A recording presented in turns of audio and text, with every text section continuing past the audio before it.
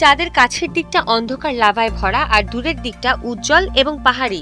চাংই 6 মিশনে আনা চাঁদের মাটির নমুনা নিয়ে চীনা গবেষকদের সাম্প্রতিক পরীক্ষায় এমন তথ্যই উঠে এসেছে।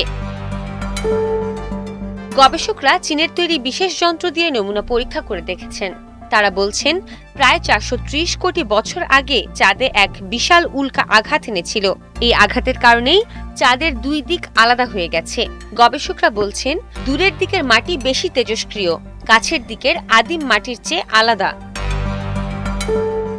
এই বিশাল পার্থক্যের কারণ খুঁজতে চাইনিজ একাডেমি অফ জিওলজিক্যাল সায়েন্সেসের গবেষকরা চাংই 6 এর নমুনায় থাকা ইম্প্যাক্ট মেল্ট টুকরো বিশ্লেষণ করেছেন দেশের প্রথম স্বদেশি আয়ন প্রোব দিয়ে। এই পার্থক্যের প্রধান কারণ সম্ভবত এই বিশাল আঘাত, যা দূরের দিকে উপাদানগুলোকে নাড়া দিয়েছে। ফলে সাউথ পোল আইটকেন বেসিন থেকে সংগ্রহ করা নমুনাগুলো আদিম চাঁদের ভূত্বকের নমুনার চেয়েও বেশি তেজস্ক্রিয় হয়ে উঠেছে। 2024 সালে চাংই 6 প্রায় 2 কেজি মাটি নিয়ে এসেছিল। সেই মাটি দিয়েই এই গবেষণা চাঁদের রহস্য বুঝতে সাহায্য করেছে।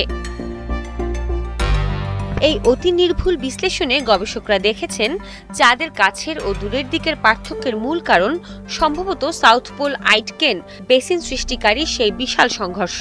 প্রায় 430 কোটি বছর আগে ঘটে যাওয়া এই সংঘর্ষ চাঁদের সবচেয়ে বড়, সবচেয়ে গভীর এবং প্রাচীনতম আঘাত চিহ্ন।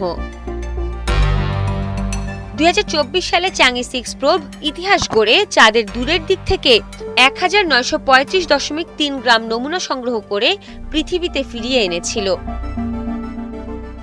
সৃষ্টি ঘটক, 71।